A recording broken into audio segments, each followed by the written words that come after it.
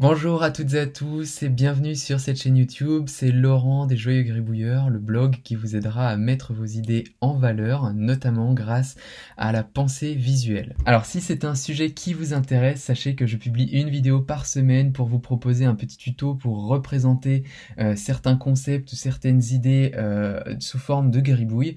Donc n'hésitez pas à vous abonner pour ne louper aucune des prochaines vidéos. C'est parti! Alors, comment représenter l'idée d'identité? C'est le sujet qui va nous mobiliser aujourd'hui, sachant que on peut entendre parler d'identité dans différents contextes.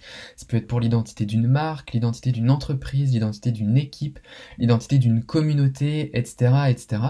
Donc, comment est-ce que on peut représenter cette idée-là pour vos planches de sketchnote, pour vos mind maps, pour vos présentations PowerPoint? Aujourd'hui, je vais vous proposer 3 façons différentes de représenter cette idée d'identité, et on fait ça après le générique.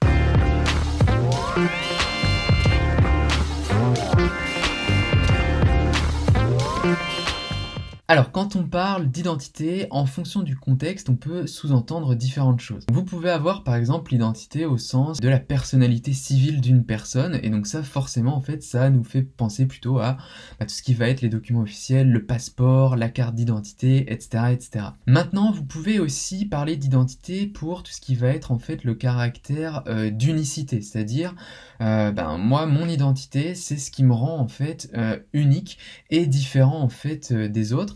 Donc pour ce caractère d'unicité quelque part, on va peut-être là plutôt privilégier tout ce qui concerne potentiellement l'image d'une empreinte digitale ou quelque chose comme ça. Et maintenant enfin le dernier aspect de l'identité, ça peut être tout ce qui concerne en fait les caractéristiques qui peuvent être propres à une population en général. Donc, par exemple, vous pouvez avoir d'un point de vue, une réflexion d'un point de vue de votre équipe, de vous demander, en fait, quelle est notre identité en fait? C'est quoi les fondements de notre identité? Ou alors pour une communauté, c'est la même chose, hein, quels sont les marqueurs identitaires de l'appartenance à une communauté? Ça peut être aussi la même chose pour une entreprise. Qu'est-ce qui fait en fait l'identité de notre entreprise?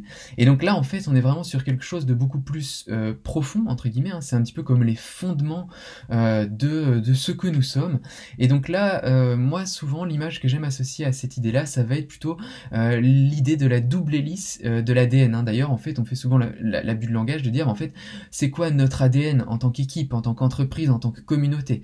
Et donc ça, l'ADN, ça va être une image utile pour représenter ce type d'identité. Donc, si je résume, on en a 3. L'identité à travers la personnalité civile, et donc là, ça va être tous les documents officiels, passeport, carte d'identité. On va avoir l'identité à travers l'unicité, et donc là on est plutôt sur les empreintes digitales. Et enfin le dernier point, ça va être plutôt l'identité d'un point de vue des caractéristiques, des fondements, et là en fait vraiment on est sur plutôt l'ADN. Donc si ça vous va, on regarde ce que ça peut donner en image, c'est parti. Alors en ce qui concerne l'identité civile, rappelez-vous, on s'est parlé de la carte d'identité, donc ça c'est assez facile à faire. Vous faites un petit rectangle avec les bords arrondis, hop, vous allez laisser un encadré pour mettre une photo. Vous allez en fait représenter quelques lignes. Alors après, si ça s'y prête, hein, vous pouvez tout à fait écrire plutôt que de mettre simplement des lignes. Vous pouvez aussi du coup mettre comme un petit drapeau pour que on comprenne bien qu'il s'agit d'une carte d'identité. Hein. Donc là du coup hop vous mettez un petit personnage si il s'agit de la carte d'identité d'une personne. Si maintenant il s'agit de la carte d'identité par exemple d'une équipe ou autre, mais donc là hein, encore une fois vous n'êtes pas sur les caractéristiques, vous êtes plutôt sur la description de l'équipe.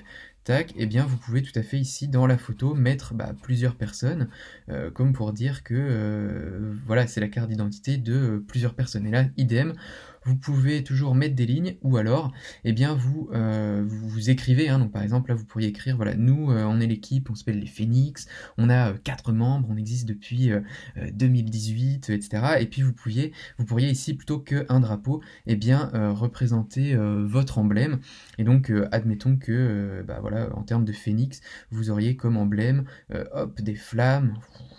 Et voilà, et donc vous pourriez comme ça ici avoir une carte d'identité pour une équipe. Si vous voulez faire un passeport, grosso modo ça va être la même chose, la même idée, sauf que vous faites un petit livret, donc ça se compose pareil hein, d'un rectangle, tac, sauf que là vous faites un petit parallélogramme en dessous, vous n'hésitez pas à indiquer qu'il y a plusieurs feuilles comme dans un passeport, hop, tac, tac, tac.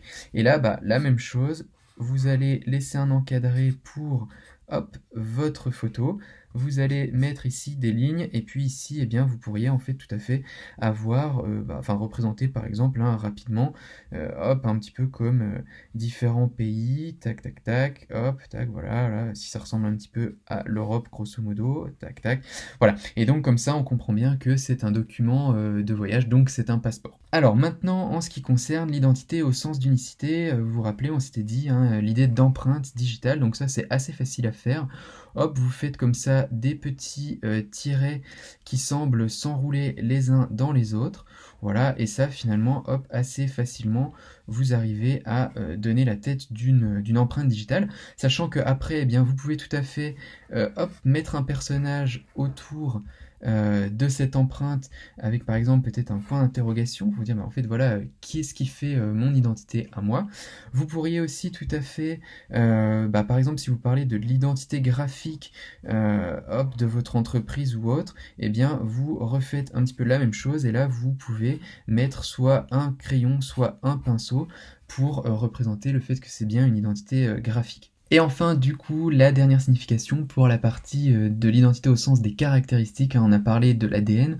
Donc pour représenter la double hélice d'ADN, c'est assez facile, vous allez faire comme ça des espèces de vagues, hop, tac, et hop, vous allez voilà, en faire une autre comme ça, et ensuite vous allez faire ici, tac, des petits traits qui représentent comme ça la structure en double hélice de l'ADN, sachant que, alors comme c'est une double hélice, vous pouvez aussi utiliser deux couleurs différentes pour les deux vagues.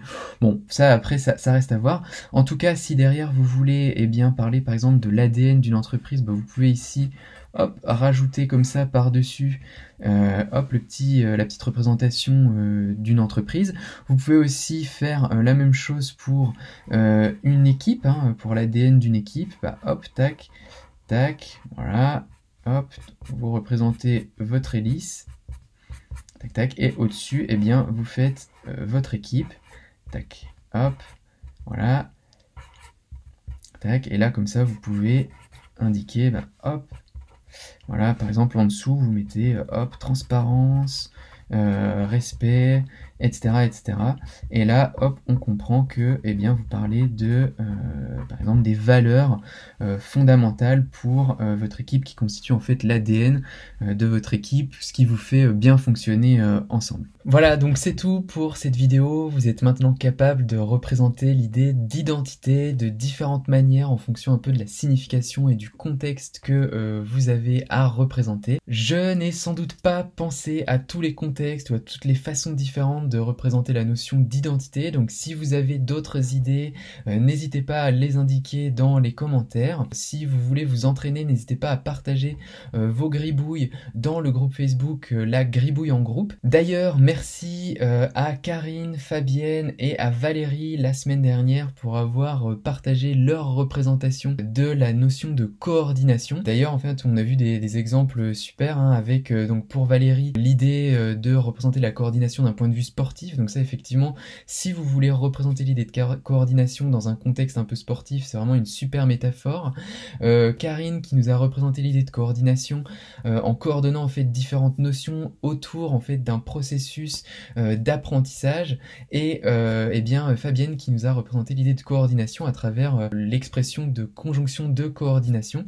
Et donc tout ça, c'est des illustrations qui vraiment en fonction du contexte que vous représentez peuvent vraiment vous aider et qui en fait qui sont vraiment différentes de ce que moi j'ai pu vous proposer, donc c'est super. N'hésitez pas à rejoindre la gribouille en groupe pour partager vos gribouilles, pour partager vos idées ou à les indiquer dans les commentaires, ça aidera vraiment en fait tout le monde à avoir de l'inspiration. Voilà, c'est tout pour aujourd'hui, donc j'espère que cette vidéo vous aura plu. Si c'est le cas, n'hésitez pas à mettre un pouce bleu, à la partager à toutes les personnes que vous connaissez qui seraient susceptibles de l'apprécier ou à la commenter, ça fait toujours plaisir de vous lire. Quant à moi, il ne me reste plus qu'à vous souhaiter une bonne semaine et de joyeuses gribouilles. À bientôt, ciao!